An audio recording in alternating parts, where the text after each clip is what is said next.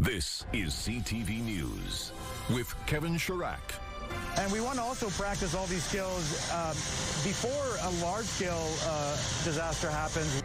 Tonight, crew collaboration. Search and rescue teams from across the globe gather in the Comox Valley for a series of large-scale simulations. Also tonight.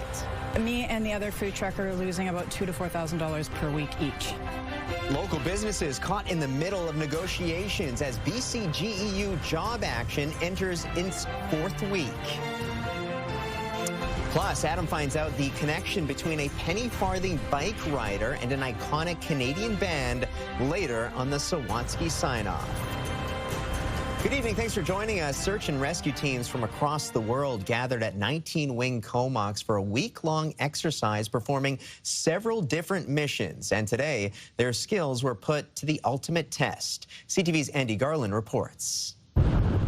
A Royal Canadian Navy vessel off the shores of Comox has had an engine fire on board, and there are mass casualties. There's injured people in the boat, and there will be injured people simulated between the boat and the beach. It's a simulated disaster and is the final test for search and rescue military personnel from across the country and abroad during the week-long National SAREX training happening this week at 19 Wing Comox. Challenging scenarios that involves crash sites simulated, people lost in the water, lost in the woods. It's a chance for SAR crews to come together, share best practices while improving their skills. Make a coordinated team effort, and we want to also practice all these skills before a large-scale disaster happens. Members of the U.S. Coast Guard are participating in SAREX as well. They work hand-in-hand with Canadian Armed Forces SAR teams during several joint rescue missions. When our helicopters go offshore in the northwest of the U.S., often the closest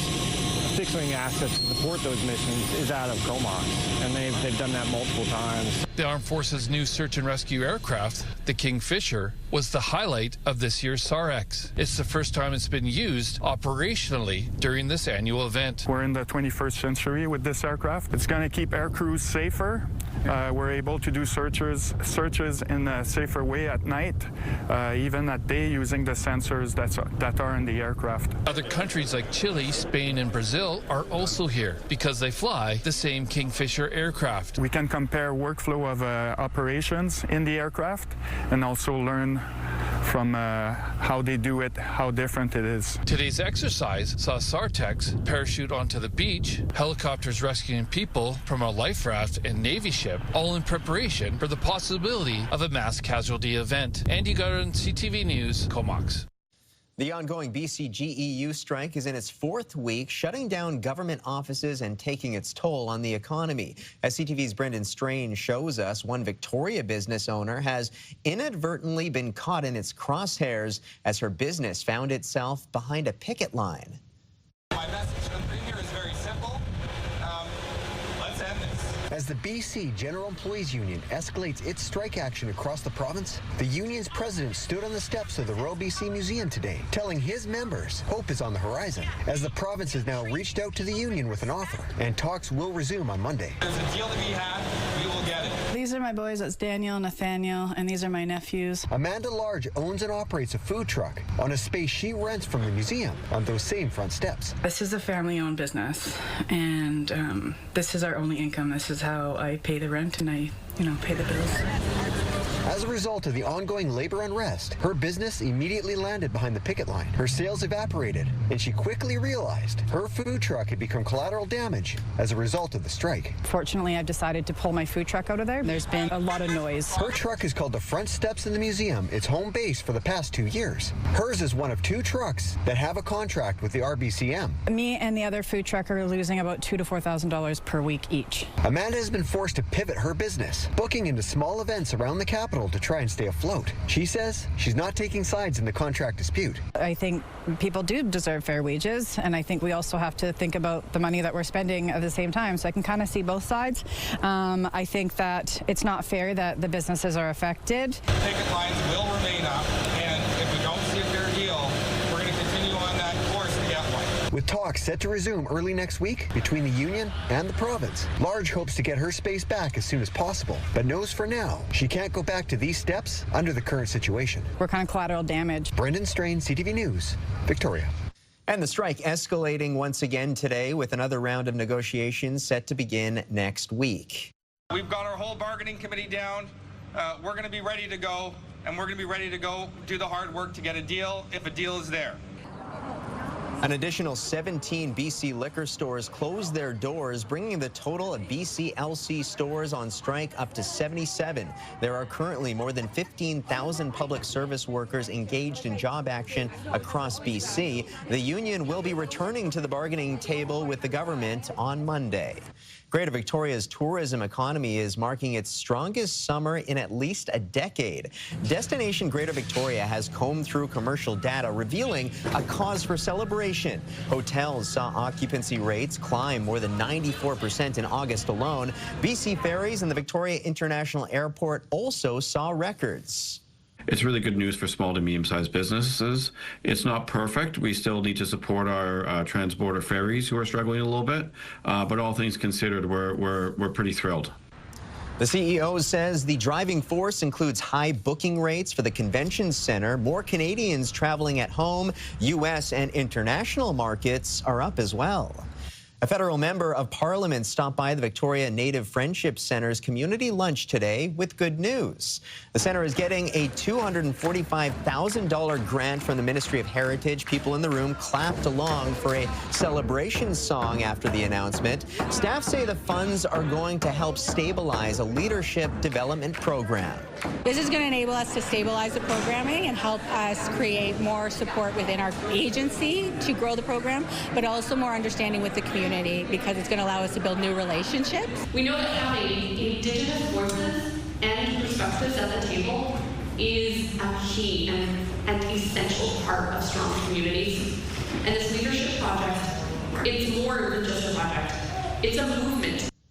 The center says the funding will directly benefit the community learning program. It adds the whole center also benefits when people learn about cultural safety and how to respectfully engage with Indigenous communities. The Premier took questions from delegates today at the Union of British Columbia Municipalities in Victoria. David Eby was asked about investments in housing, education, and the climate crisis, along with public safety, which has been a hot topic during the 5-day convention. Eby says the province is pushing the federal government to address repeat property crime with bail and criminal code reforms that could be coming next month. Nothing can be more corrosive to a downtown or to business confidence or others when it just feels like there's just total impunity with respect to shoplifting or crimes against businesses in the community. It's like we just can't, like when people just walk out the door and it's the same person and we know they were arrested before and we called the police and then they're back. And so this is the message we're delivering to the federal government. I know you've been delivering to the federal government, but I think we can all contact our MPs and make sure that that property crime aspect is included as well in the broader reforms.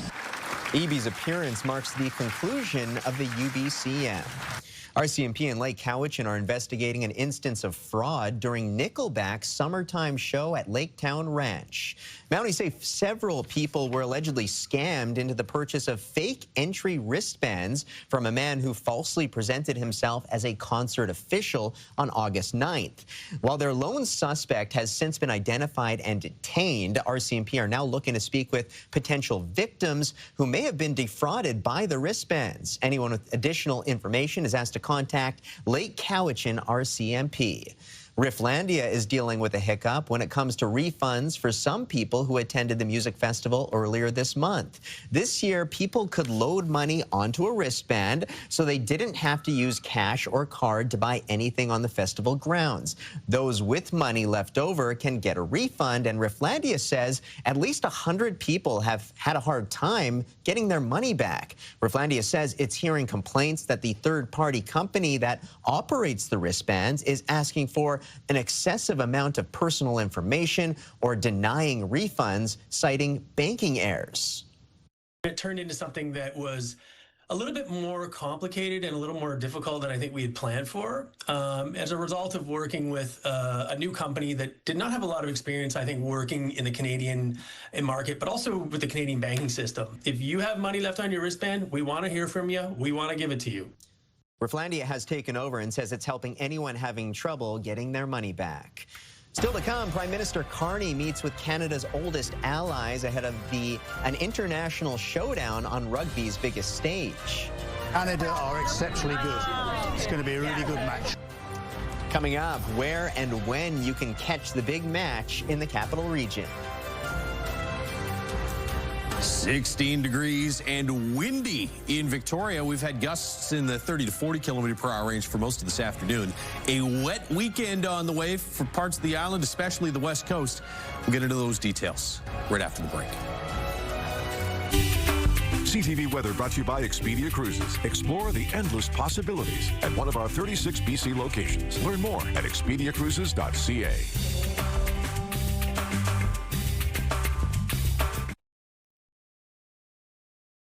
West Shore Youth, looking for a fun spot to hang out? Youth nights are here. Skating, art, swims, and a place to chill. Staff-led and supervised for a safe, inclusive vibe. Check out wspr.ca for more info. Time for your weather now. Josh is here, and Josh, looks like it's going to be a messy weekend for most of Vancouver Island. Yeah, the key word there is most. I think in Victoria, the worst of the heaviest rainfall is going to miss Victoria by a long shot. It actually is shaping up to be not a bad weekend. It was gusty today, still 25 gusting to about 35 kilometers per hour. We get 17 for a high, 16 right now in Victoria, 15 and gusty as well in through the Comox region. Here's your rainfall warning. Heaviest of the rain will come through this evening, overnight tonight, and then through early tomorrow morning. By mid to late morning, it looks like most of the rain is done, but by then, you could see 70 to 100 millimeters worth of rain along portions of the west coast. This will take you through to the end of Sunday, and you can see in these pink zones, that's where the heaviest of the rain will fall. So Tofino, it looks like close to 50 millimeters worth of rain Saturday and Sunday. Port Alberta gets up over 50 millimeters worth of rain. Look at Victoria, though. The south end of the island here just kind of gets missed and maybe gets a few scattered showers, but all this heavy, steady rain, which will come in waves. It will not be non-stop rain. There's Saturday afternoon, a break Saturday night. By Sunday morning, the rain returns, and you can see this fire hose of rainfall that just kind of presses its way through portions of the west coast, mainly south of Tofino, through inland areas as well. But, I mean, Port Hardy, by Sunday afternoon, you're looking at just cloudy skies. So you get some rain tonight, a few showers tomorrow, especially early, and then cloudy and about 13 degrees on Sunday. Rain will return, it looks like, Monday, Tuesday. Rain in 15 for inland areas, heavy rain on Sunday and 15 degrees, and then a little drier for Monday, a little one-day break there with more rain in the forecast Tuesday, Wednesday. Rain out along the west coast, heaviest tonight and tomorrow morning. It will back off in the afternoon and then return through the day. Sunday, 14 for daytime highs through the weekend. More precipitation Monday, Tuesday with highs around 13 degrees. 10 to 20 millimeters worth of rain both Saturday and Sunday in the Comox region. 14 degrees tomorrow and cooling off to 13 on Sunday. You also have the potential for some heavy rain. Comox through Nanaimo areas Tuesday, Wednesday of next week. For tomorrow in Nanaimo, I think maybe 10 to 15 millimeters worth of rain over the course of the weekend. Won't be as heavy as it will be for other parts of the island. And in Victoria, cloudy with a few sunny breaks after a gusty day today. Light wind tomorrow. Similar temperatures to what we had today, about 16 or 17 for a daytime high. 16s as well Sunday, Monday, and the best chance for showers looks like it's going to be late Sunday, and then potentially again a few showers Tuesday, Wednesday of next week. CTV weather is brought to you by Expedia Cruises for air, land, and sea vacations. So a real soggy and messy weekend as far as the rain is concerned for most of the island. Not so much in Victoria. Yeah, and if you're in those rainy areas and you want to escape it, just drive to Victoria for the weekend. There you go. Thank you, Josh. Prime Minister Mark Carney is in the UK for a summit to boost trade and economic ties, but his meeting with Canada's oldest ally sparked a friendly rivalry over one of Britain's oldest sports. CTV's Jeremy Sharon reports from London tonight. A fourth official face-to-face with British Prime Minister Keir Starmer for Mark Carney kicked off a visit to London. Well, it's going to be a great match. Yep. And we're going to disagree. Agree to disagree. Despite a friendly rivalry ahead of a big women's rugby match Saturday, the two leaders set their sights on shared defence priorities. We've got Ukraine to discuss, we've got the Middle East to discuss, and thank you for the way we've been able to work together on both those issues. Great pleasure to be together again. The Prime Minister also met with the leaders of Iceland, Spain, and Australia. We are partners in commerce, we're partners in culture. Actually, we actually have pretty similar economies. Talks that all centered around building trade and economic partnerships, an area British Ambassador Ralph Goodale says Canada and the UK can still build on. We've got $50 billion worth of trade flowing back and forth, and it is 99% tariff and quota-free. Canada is looking to diversify its international partnerships in the face of Donald Trump's trade war. The U.S. president leveraged new tariffs Thursday on a wide range of imported goods, including heavy-duty trucks and pharmaceuticals. Still, Carney today shied away from directly taking aim at the U.S. president. You face special circumstances in Canada, given your neighbor to the south, and let me just apologize. Instead, he shared with a progressive crowd at this summit how he won the April election. So it's not engaging on the turf of the more negative agenda, but focusing on the positive. All of it capped off with a dinner at 10 Downing Street, FaceTime with like-minded world leaders, the real focus of this trip, according to senior government officials. The Prime Minister will meet tomorrow with business leaders and investors before taking his Canadian pride to a London rugby pitch. Carney is set to attend the Women's Rugby World Cup to cheer on Canada against England in the final. Jeremy Sherrill, CTV News, London. As our women's rugby team sets their sights on World Cup gold, businesses on the South Island say they'll be opening early tomorrow, aiming to provide some long-distance support. With Rugby Canada roots spread across Vancouver Island, it's no surprise that local demand for the Women's World Cup final is at an all-time high. Multiple pubs and eateries like the Penny Farthing in Oak Bay say they'll be up bright and early for an 8 a.m. viewing party as our nation's top rugby talent takes on England. The match is being touted as one of the most highly anticipated finals in women's rugby history. On the Canadian team, there's a number of local ladies that are playing, and a couple of which are active players on the Castaway Wanderers, who we've sponsored for 28 years. We've been a main sponsor of theirs. So, you know, a lot of the people from the Castaways are going to be down here, regulars of the pub, and just fans in general. Game starts at 8. We're going to be serving breakfast, and then as soon as 9 o'clock hits, maybe a couple pints of Guinness in celebration. Folks hoping to catch the game in downtown Victoria can do so at both the Irish Times and the Bard and Banker. And in Esquimalt, the Sax Point Pub will be ushering in supporters for the game's 8 a.m. kickoff. Coming up, Mitch's musical ride. Adam finds out how an island man overcame his fears to ride a unique bicycle and embark on a remarkable music career. Next on the Sawatsky Sign-Off. 5K a day is back on 107.3 Virgin Radio. Listen to Bailey and Johnny in the morning for your chance to win $5,000 Every weekday. 5K a day. Virgin Radio.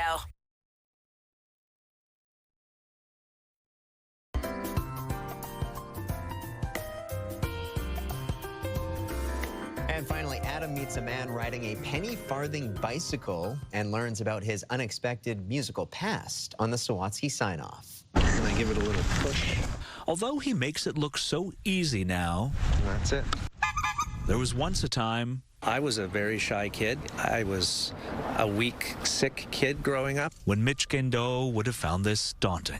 I didn't have a lot of confidence in my ability. How he got the gumption to eventually get up and do this begins when Mitch was 12. We had enough, but not extra. And I needed to be able to come up with my own money. So Mitch got his first job at a bike store, which gave the once weak kid the strength and confidence to become a competitive BMX racer in his teens. You know, when it came to doing things that were scary, I just decided to take the leap of faith and try anyway and see what happens. So when Mitch developed a passion for music, he decided to study it in university. And that turned into a little bit of a serious professional career. Look at this photograph. That turned into being hired to drum for Nickelback during the late 90s, forcing the shy kid to face his fear. I don't think anybody that's seen me perform would ever believe that I'm shy, because I put on quite a performance. While he and the band split amicably and remain friends, Mitch is still making music regularly when he's not riding a penny farthing occasionally. Being a performer, whether it's on the bike or playing music or whatever it is, it's all about putting a smile on other people's face for me. And if I do that, then I leave with a smile on mine too. A smile he wouldn't have inspired if young Mitch hadn't developed the courage to challenge himself. Don't be afraid to stand out for being different. Embrace that and go with it. The penny farthing is that. Playing drums in a rock band is that. Don't be afraid to take the first step towards a goal, Mitch says, and do the work to achieve it. Trust in yourself, believe in yourself a little bit more, you're going to accomplish some great things. Adam Sawatsky, CTV News, Duncan.